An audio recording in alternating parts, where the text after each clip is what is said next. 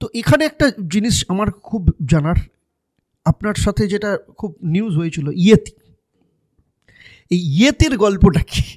হ্যাঁ, ইয়েতি নিয়ে প্রচুর গল্প আছে।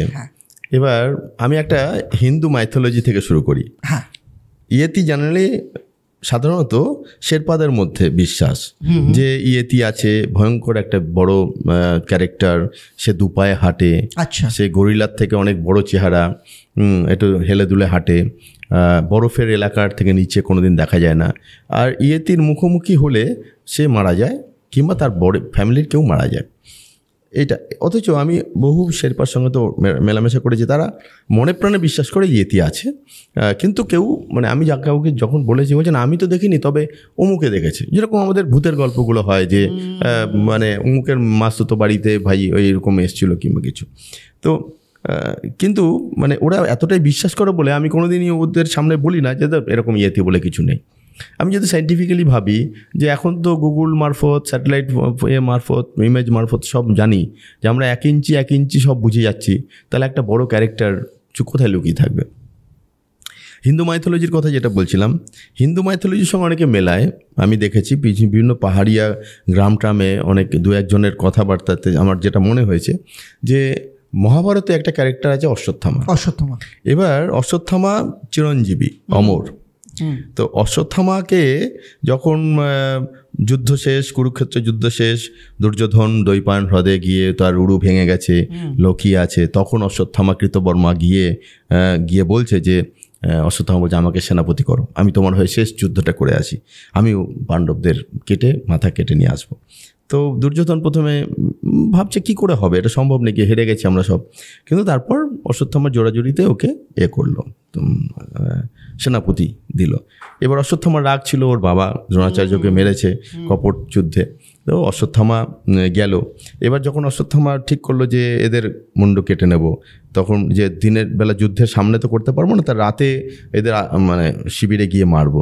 তো তখন অশ্বত্থামা আবার দ্রোণের ছেলে, তার একটা এথিক্স আছে, তার আইডিওলজি তাকে বলছে রাতের অন্ধকারে কাউকে মারা ঠিক না। তখন ওই যে একটা পেঁচা ফ্যামিলি, তারা রাতের অন্ধকারে গিয়ে আর একটা পাখির বাসায় গিয়ে সে ছানাগুলোকে মেরে খাচ্ছে। তখন বললো যে এটাই মনে হয় উপরওয়ালা আমাকে দেখাচ্ছে যে এইভাবে তুমি রাতের অন্ধকারে গিয়ে মারতে পারো। তো গেল শিবিরে গিয়ে 5 জনের মাথা কেটে নিয়ে চলে আসলো, দুর্যোধনকে দিল। দুর্যোধন হাতে নিয়েই বললো তুলতুলে মাথা, নরম মাথা দেখে বলছে এটা ভীমের মাথা হতে পারে না, তুমি কি করলে? তাহলে তো পাণ্ডবদের 5 ছেলেকে মেরে এসছো, তুমি তো ভুল করে, যে আমার বংশের তো মানে দুর্যোধন তখন লিটারেলি একটু হতাশও হলো যে এরা তো ঘুরে ফিরে আমারই বংশের শেষ 5 জন ছিল, তোমরা সেই 5 জনকেই মেরে ফেললে, আর বংশের কেউ থাকলো না। তো তখন অশ্বত্থামাও মানে হতাশ হয়ে গেল যে ওর রাজাই ওকে একটু তিরস্কার করলো যে তুমি কি করলে এটা ভুল করে। তো এদিকে সকালবেলায় কৃষ্ণ অর্জুন দুজনেই ক্ষিপ্ত যে ওটাকে ধরতে হবে, ধরে নিল। তখন ওর মাথায় যে মণিটা ছিল, মণিটা খুলে নিল আর বললো তুমি তো মরবে না।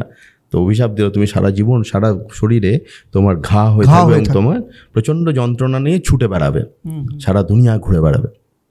বলা হয় এই অশ্বত্থামাই হচ্ছে ইয়েতি।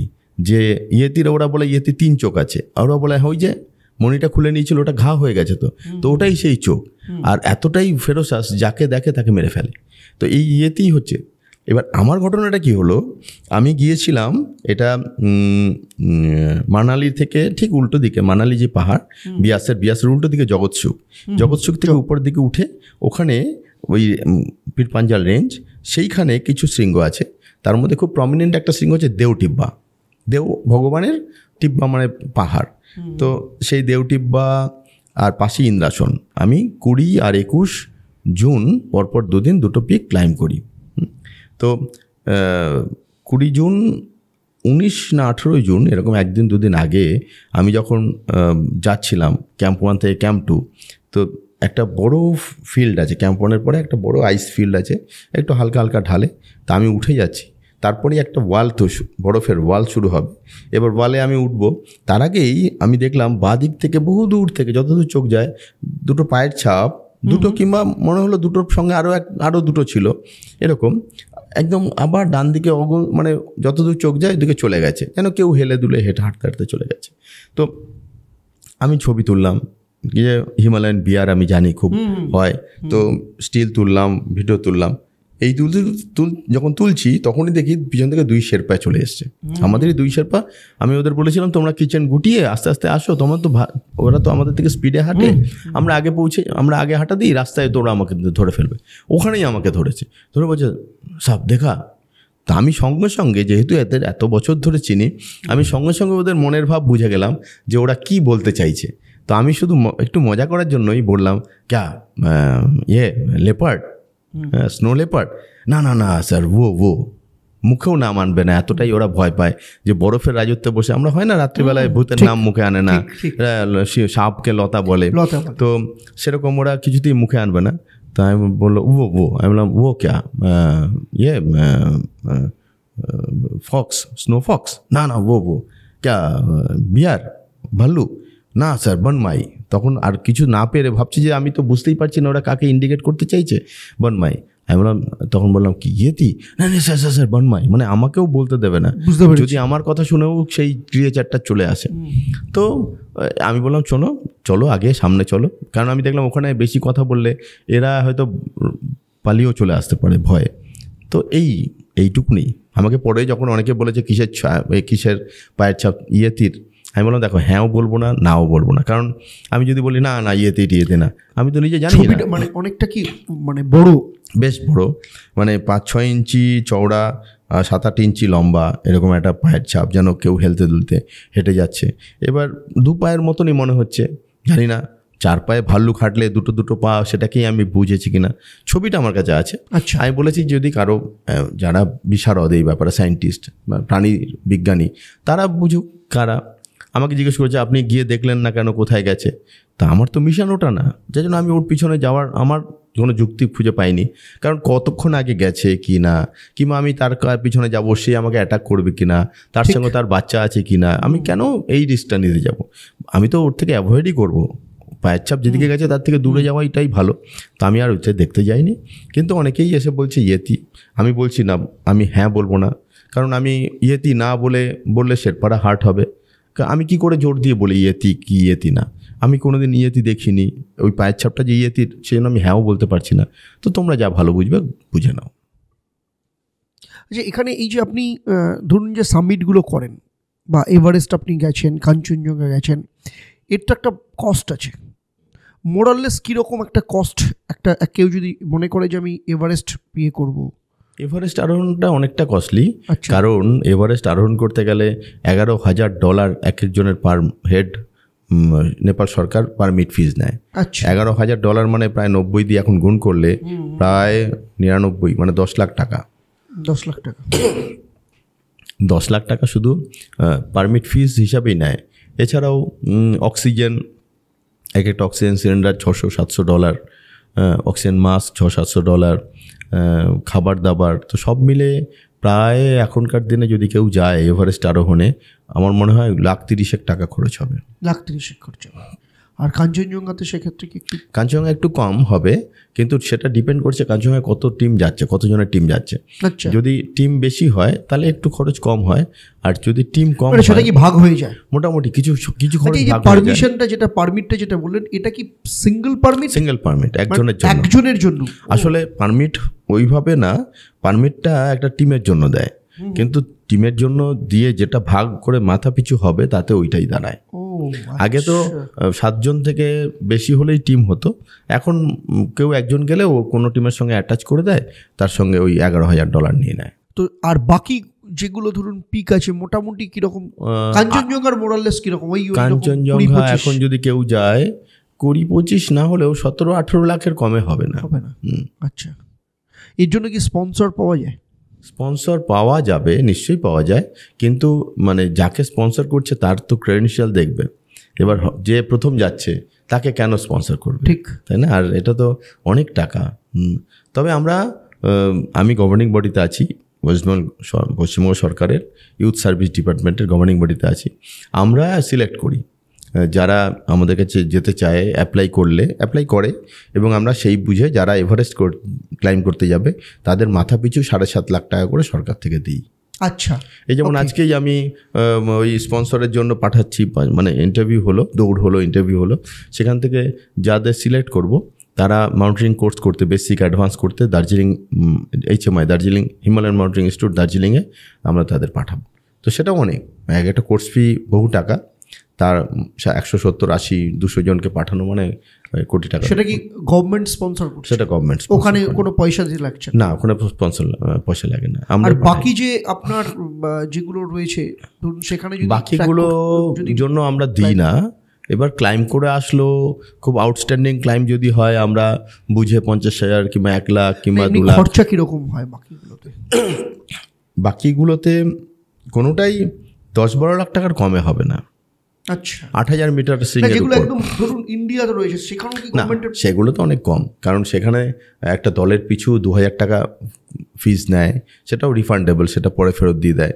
তারপর একটা টিম বানিয়ে দেখা যাবে মাথা পিছু 40,000-50,000 টাকা খরচা করলে একটা টিমের একটা অভিযান। আচ্ছা, মানে সব থেকে বেশি কাঞ্চনজঙ্ঘা আর এভারেস্ট কাঞ্চনজঙ্ঘা যে কোনো 8,000 মিটার পিক, যেহেতু বাইরের হিউজ খরচ, সব ডলারে পেমেন্ট, সেগুলো অনেক টাকাই। হ্যাঁ, কিন্তু ইন্ডিয়ান মাউন্টেনে গেলে এমনও আছে 2 লাখ 2.5 লাখ টাকায় একটা টিমের ক্লাইম্ব হয়ে যাবে, যা হয়তো 8জন 10 জনের একটা টিম 2 লাখ টাকা 2.5 লাখ টাকায়ও এক্সপিডিশন হয়ে যাবে।